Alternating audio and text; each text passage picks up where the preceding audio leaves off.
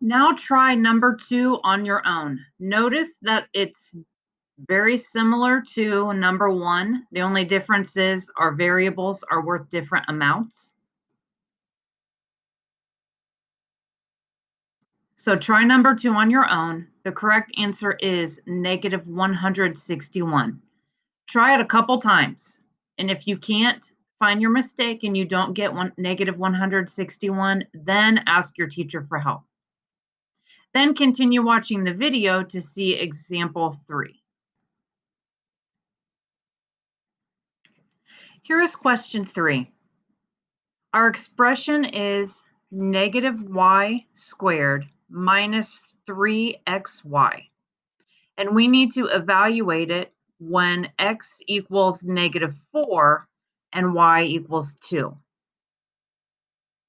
So first, my first variable is y, and I see that's a positive 2. So I just substitute my positive 2 in. So that would be negative 2 squared. I continue on minus 3. And now I need to put in my x. But my x is negative 4. So whenever we put in a negative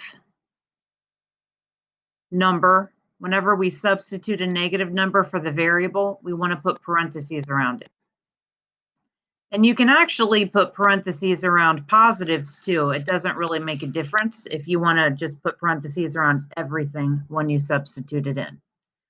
So our question now becomes negative 2 squared minus 3 times negative 4 times 2. PEMDAS says do parentheses first, but there are no parentheses really because there's no operations inside the parentheses. It just has a negative 4. That just means the negative belongs to the 4. It's just trying to keep it together so we don't get confused about the negatives and the minuses. So next I do parentheses. Next I do exponents. So my exponent is right here, 2 squared. And 2 squared means 2 times 2. So 2 squared is 4. And then I copied the rest of the question. Bring down my negative, bring down my minus 3, parentheses, negative 4, 2. Now I multiply and divide from left to right. So I see subtraction there. And then right here is my first multiplication. And you have a couple choices here.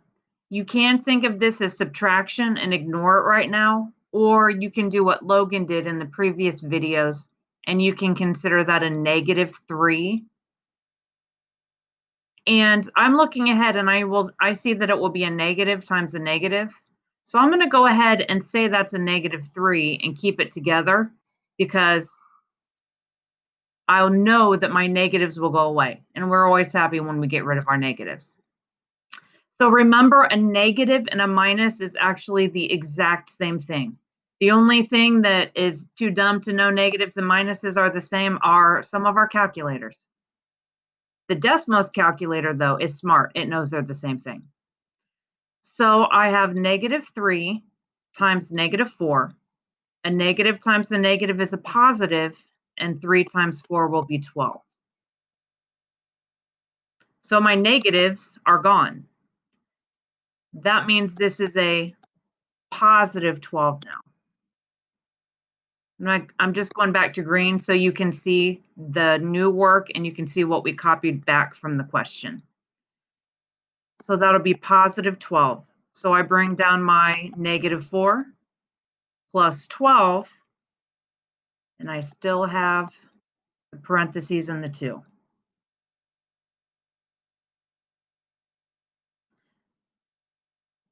Now I still am doing multiplication because we did multiplication from left to right. So in this next step, I'm going to do 12 times 2. That's the same as positive 12 times 2. 12 times 2 is 24. and then I bring down my -4. So I have -4 plus 24. And then there's only one operation left, addition. So I add these two together, a -4 plus positive 24. When I have negatives and positives, they're going to cancel each other out. So 4 negatives will cancel 4 of my positives. So I will be left with a final answer of 20.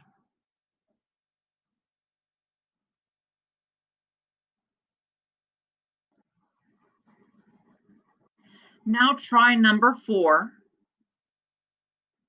Try number 4 twice on your own. The correct answer is -54.